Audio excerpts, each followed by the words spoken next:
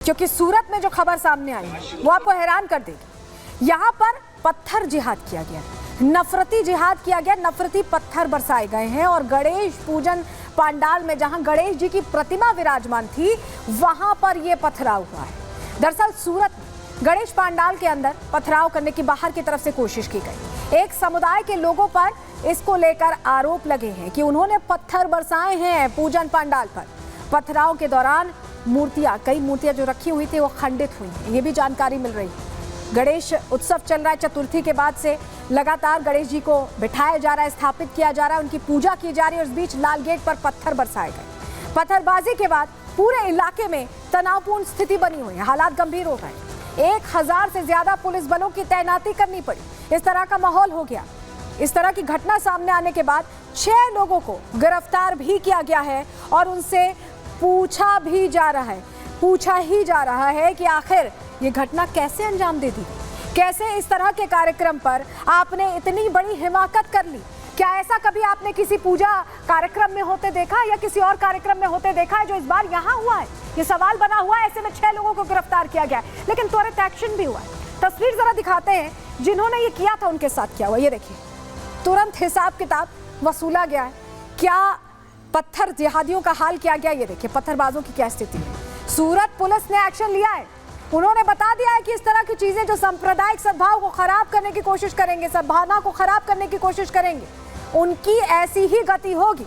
जिन्होंने पत्थर बरसाए थे उनकी स्थिति भी जरा आप देख लीजिए। ये इन्हीं के हालात ऐसे हो गए क्योंकि इन्होंने एक धार्मिक कार्यक्रम चल रहा है, गणेश चतुर्थी का पर्व चल रहा है, उस पर पत्थर बरसा रहे। 1000 पुलिस बलों की तैनाती करनी पड़ रही है यहाँ पर। जो हालात बना हुआ है उसको देखते हुए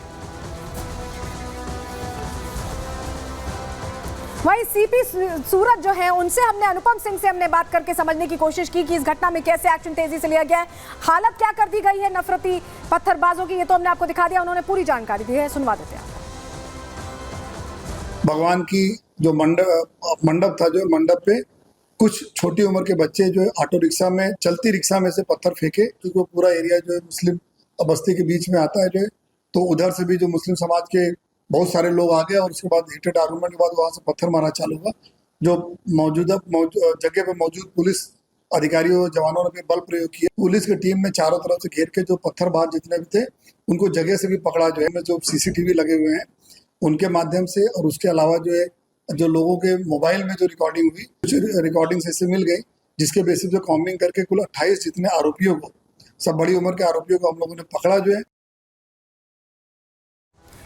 वहीं गृह मंत्री गुजरात हर्ष सांघवी का यह कहना है कि लोग अगर शांति भंग करेंगे तो कार्रवाई उन पर पक्की है। सुनिए।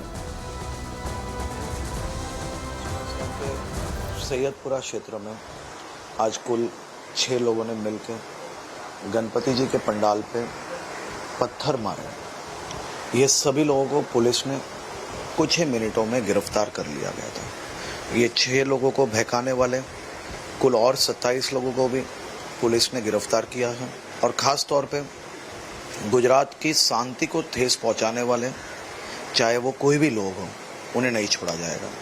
सख्त से सख्त कदम उठाए जाएंगे। अपने हर्ष सांघवी ये कह रहे हैं वहां पर गृह मंत्री की सबसे सख्त कदम उठाएंगे और गुजरात की शांति के साथ खिलवाड़ करने वालों को नहीं छोड़ेंगे। और यही हुआ भी। उत्तर प्रदेश का मॉडल फॉलो किया गया है गुजरात में भी। जी हाँ, आप समझ गए होंगे किस चीज की मैं बात करी। बुलडोजर एक्शन दरअसल हुआ है और तस्वीर दिखा देते हैं आपको। ये देखिए, सूरत नगर निगम ने यहाँ दरअसल अतिक्रमण भी किया हुआ था, पहले पत्थरबाजी की, अतिक्रमण भी किया हुआ था। तो ऐसे में देखिए किस तरह से उत्तर प्रदेश का मॉडल यहाँ फॉलो होता दिखाई दे रहा है। यहाँ पे भी बुलडोजर एक्शन हुआ है। गुजरात सरकार ने बता दिया है कि अगर इस तरह से कोई हमले होते हैं, सद्भावना की भावना को चोट पहुंचाई जाती है, तो देखिए ये होगा, ये हश्र होगा, सजा तो मिलेगी ही मिलेगी। अतिक्रमण करके बैठे हैं अगर, तो बुलडोजर भी चलवा दिया जाएगा। तस्वीर ये आपको दिखा रहे हैं और ये तस्वीर अपने आप में बड़ी तस्वीर पेश कर रही है। एक तरह से नज़ीर यहाँ पर पेश कर रही है कि इस तरह की चीज़ों को गुजरात में बर्दाश्त नहीं किया जाएगा। वहीं केंद्रीय मंत्री गिरिराज सिंह ने इस पर भी बड़ी बात कही है। उन्होंने क्या कह दिया, सुनवा देते हैं। सूरत में गणेश उत्सव पर पंडाल में पथराव किया गया। एक खास समुदाय समुदाय कौन है? मुसलमान है। और मैं तो फिर यहाँ भी आरोप लगा रहा हूँ कि कांग्रेस इसके पीछे है, क्योंकि कांग्रेस ने कहा था कि ये बांग्लादेश में बना दूंगा। कांग्रेस की जुबान नहीं खुल रही है। क्या ये टूल किट के पीछे कांग्रेस का हाथ है? राहुल गांधी की जुबान नहीं खुल रही है। विदेश में भारत को गाली तो देंगे, लेकिन भारत में सामाजिक हिंसा फैलाने वाले लोगों के ऊपर इनकी जुबान बंद हो जाती है। टुकड़े टुकड़े गैंग की जुबान बंद हो जाती है। तो क्या हश्र होगा इन पत्थरबाजों का? क्या इलाज है, बता दिया है गुजरात सरकार ने। और चलिए आगे बढ़ते हैं, बात जम्मू कश्मीर की करेंगे, जहां पर आतंक की साजिश की जो नापाक कोशिश थी उसे नाकाम कर दिया गया।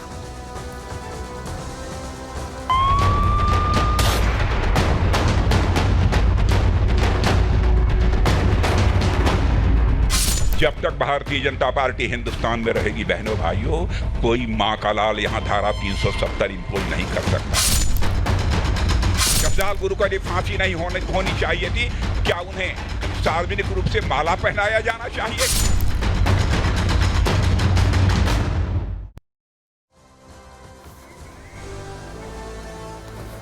तो जम्मू कश्मीर को एक बार फिर से दहलाने की कोशिश हो रही थी, एलओसी को पार करके आने की कोशिश हो रही थी, लेकिन सुरक्षा बलों ने वो हश्र किया है कि नापाक साजिश करने वाले भी याद रखेंगे।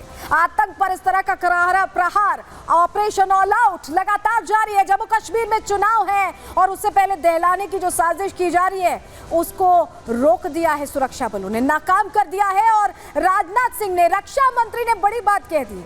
पीओके भी इस बार, पीओके के जो रहवासी हैं वो भी भारत का हिस्सा बनना चाहते हैं। विस्तार से आपको इस बारे में हम बताएंगे, लेकिन सबसे पहले बताते हैं कि हुआ क्या है जम्मू कश्मीर में, किस तरह से जो नापाक साजिश की गई उसे नाकाम किया गया। चलिए जानकारी आपके सामने जल्दी से रख देते हैं। राजौरी में दरअसल घुसपैठ की कोशिश की गई, जिसे नाकाम करने में सफलता मिली है सुरक्षा बलों को। एलओसी पर घुसपैठ की फिराक में थे ये आतंकी, एलओसी के जरिए आना चाहते थे, भारत की सीमा में घुसना चाहते थे, यहां आतंक फैलाना चाहते थे, नुकसान पहुंचाना चाहते थे चुनावों से पहले। लेकिन सेना और आतंकियों के बीच मुठभेड़ हो गई। दोनों तरफ से काफी देर तक गोलियां चलती रही। मुठभेड़ के दौरान 2 आतंकियों को मारने में सफलता हासिल की है सुरक्षा बलों ने। आतंकियों के पास से हथियारों का जखीरा मिला, हथियारों का जखीरा बरामद किया गया है और मुठभेड़ वाले इलाके में अभी भी सर्च ऑपरेशन चलाया जा रहा है। एलओसी पर घुसपैठ से घाटी में सेना अलर्ट पर है। देखिए, सेना पहले ही अलर्ट पर है क्योंकि चुनावों का ये दौर है। चुनावों की तारीखों के ऐलान के बाद से ही कोशिश सरहद पार से हो रही है, लेकिन उस कोशिश को रोकने की भी तैयारी पूरी दिखाई दे रही है।